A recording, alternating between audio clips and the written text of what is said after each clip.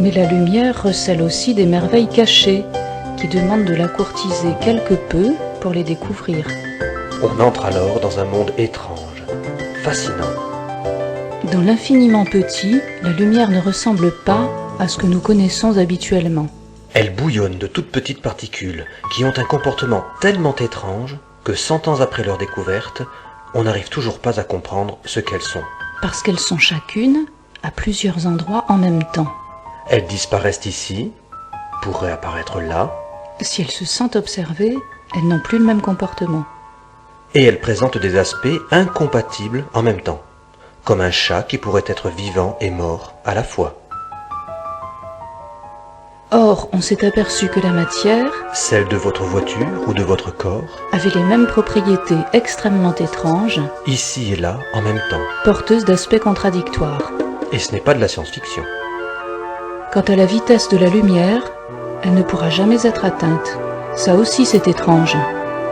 À partir du résultat incompréhensible d'une expérience sur cette vitesse, on a découvert qu'en se déplaçant très vite, le temps ralentit.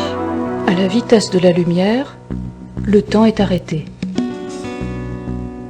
Einstein en a déduit que du temps se transforme en espace et de l'espace en temps.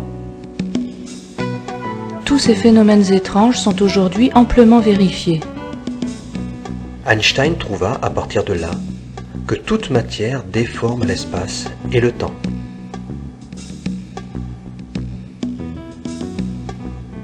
De grosses masses de matière concentrées peuvent même déchirer le temps.